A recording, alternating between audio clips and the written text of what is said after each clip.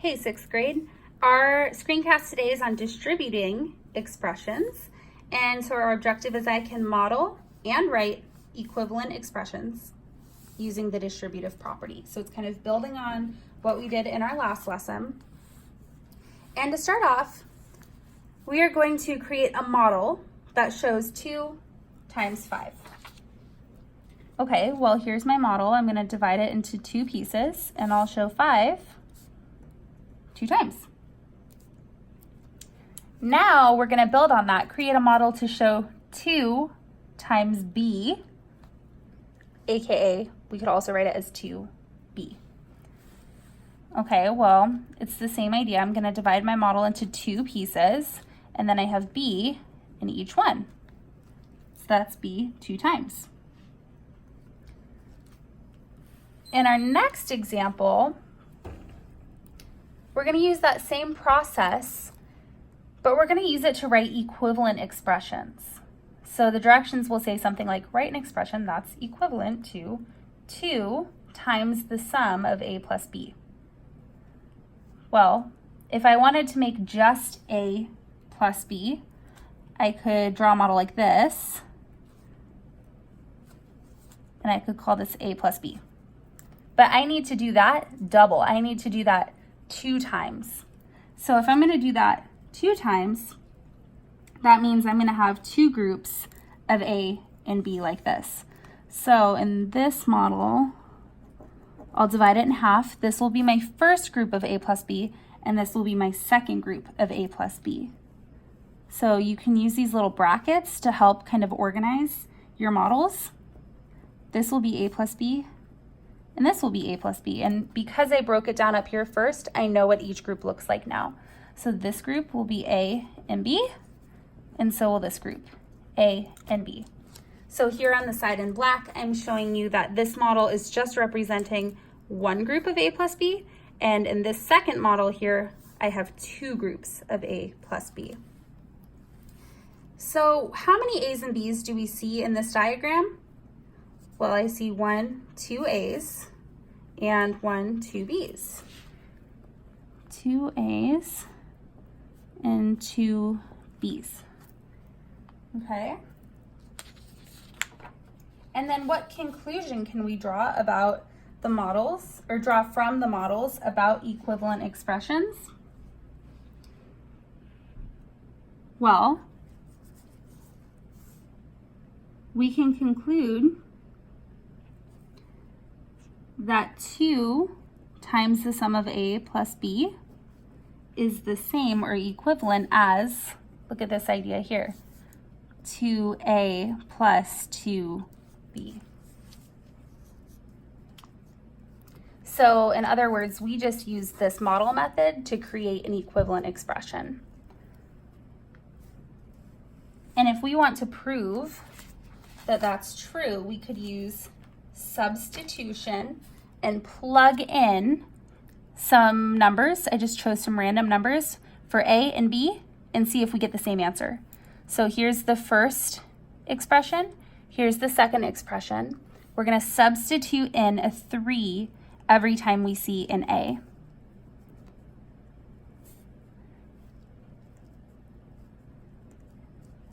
And then every time we see a B, we'll substitute in 4.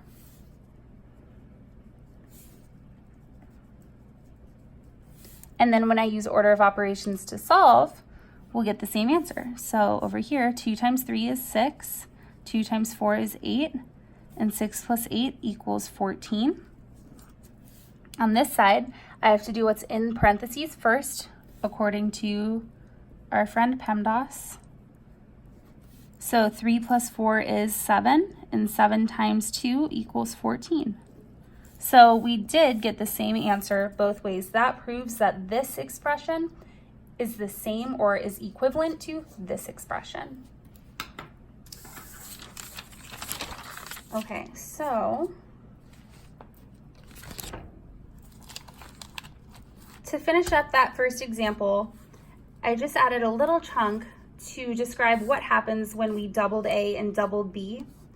Well, when we double the sum of A plus B, we would write it in math like this. We would put the 2 in front of the parentheses.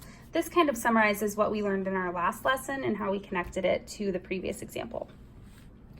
Example 2 is going to look a tiny bit different because now we have variables and coefficients in both of our terms here. So we have the directions saying write an expression equivalent to double the sum.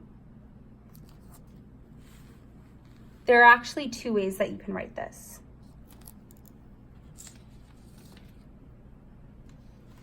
Double is the same as multiplying by 2. This is a key word in math that means multiply by 2. So I can take this expression, 3x plus 4y, and I can multiply it by 2 and write it like this. Option B would be to distribute that 2 to everything inside the parentheses and rewrite everything that way. So I can do 2 times 3x would be 6x, and 2 times 4y would be 8y. These are equivalent expressions, and both of these would be correct answers. Some new vocabulary for you. When you see an expression written like this, and you have the 2 outside the parentheses, this is called factored form. And when you have it like this, and there's no factor outside of the parentheses, it's called expanded form. So when everything's pulled apart, it's expanded. When it's factored, you see that there are more numbers that will be applied to whatever inside. Okay, we could also start this problem the same way that we started the first example. So if we wanted to make a model of 3x plus 4y, we would simply break our model up into 3x and 4y. And we can change that model to show double. So we can make 2 copies of that model from before. Here are my 2 groups, or my 2 copies. So this one will have to look like this, and this one will have to look like this. You can even use those brackets like we talked about before to organize that thinking. So I can write 3x plus 4y here, and 3x plus 4y here, so that I remember to write the entire expression inside. So I'm going to break this up and break this up. 3x, 3x, 4y, 4y.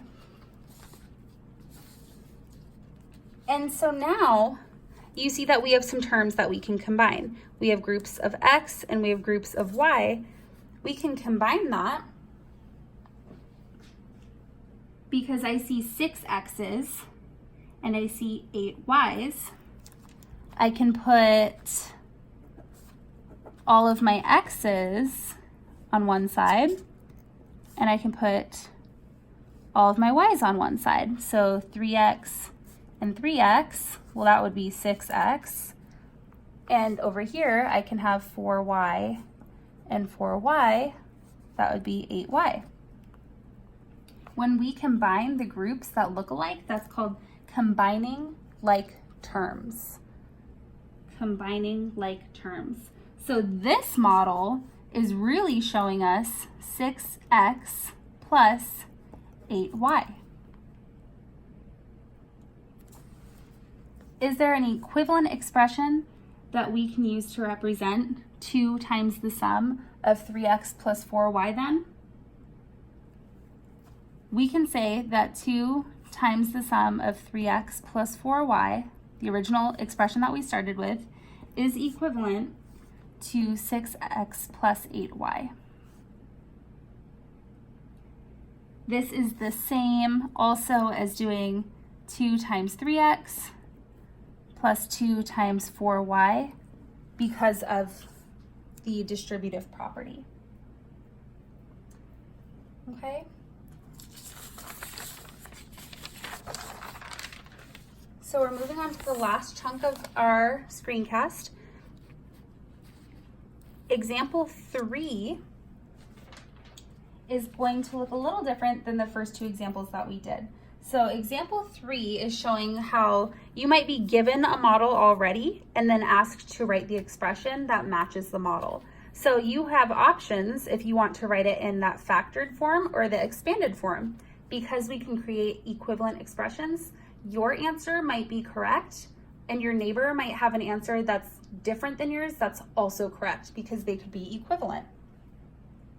So I'm looking at this 4x up here and this 5. This kind of reminds me of an area model. I know that 4x plus 5 are being combined together. So I'm going to group them with a parentheses. And I know that this y is being distributed to this entire 4x, kind of the height of this entire 4x, and it would also be the height of this entire 5 over here.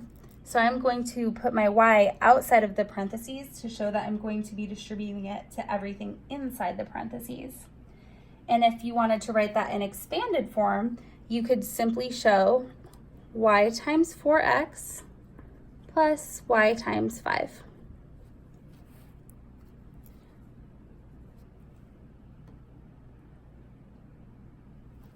And finally, another expanded form option that you could have for this problem, because of the variables we have here, you can also say 4xy plus 5y. All right, and then finally, our very last example says write an expression in expanded form that's equivalent to 3 times the sum of 7d plus 4e. So I know that we'll multiply the 3 with everything inside of the parentheses because of the distributive property. So I'm going to do 3 times 7d, and then I'm going to do 3 times 4e.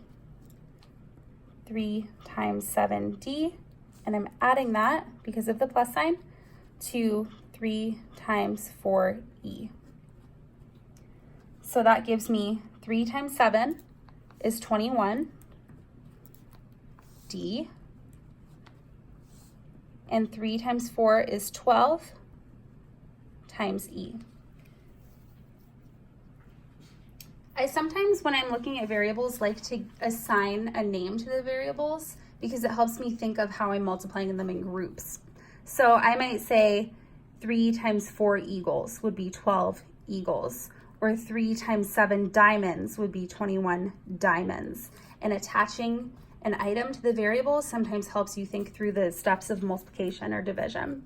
So I have 21d plus 12e. And this is my expression that's equivalent to what we started with up here. If we plugged in or substituted numbers for d and e into this expression and this one, we would get the exact same answer, and that's how we know that they are equivalent.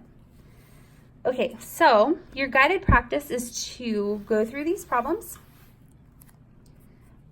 When you unpause the video, the answers will be up so you can check, especially for numbers 1 and 2. So for numbers 1 and 2, they're asking you to create models for the expressions, just like we did in examples 1 and 2, and then write equivalent expressions using the distributive property. So there's 2 steps for problems 1 and 2. You have to do both of them and check your work. And then the second chunk of your guided practice says apply the distributive property to write equivalent expressions in expanded form. So on these ones, you're gonna apply the distributive property. This section is more like example 4.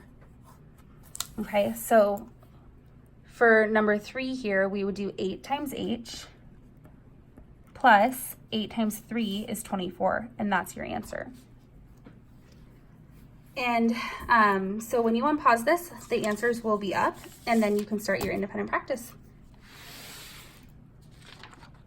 All right, so the answers for numbers 1 and 2 are right here. So create a model for each expression. We start with 3 times the sum of y plus x. So here they're showing you x and y They show you with brackets up here as well, and they're showing you that 3 times. So they copied it, they made 3 groups of x plus y, and then they combined the like terms. So you can see they took all of the x's and they put them on this side. They took all of the y's and they put them on this side, and they show you with brackets, here's 3x, here's 3y, and then they wrote it, here's the second step, as an expression. So as an expression, it would look like this, 3x plus 3y. And for number 2, there's just more variables, so it looks more complex, but it's the same exact process. So they're taking what's inside the parentheses, 2h plus g, and they're making copies of that. So here's 2h plus g, here's 2h plus g, here's 2h plus g, and here's the last one. They made 4 copies or 4 groups of that model, and then they're showing you inside each group, here's your 2h, here's your g, here's your 2h, here's your g. In this second model, you can see they combined the like terms. So they took all of the 2h's and they put them on this side to make 8h with this big bracket, and then they put all of the g's on this side to make 4g. So we can use this combined like terms portion of the model to make our written expression 8h plus 4g. For the next set of problems, 3, 4, 5, and 6, your answers, I'll zoom in, will be here. So when you apply the distributive property, 8h plus 24. 3 times 2h gives you 6h. 3 times 7 gives you 21. 5 times 3x is 15x. 5 times 9y is 45y. And then finally, 4 times 11h is 44h. 4 times 3g is 12g. Thanks so much.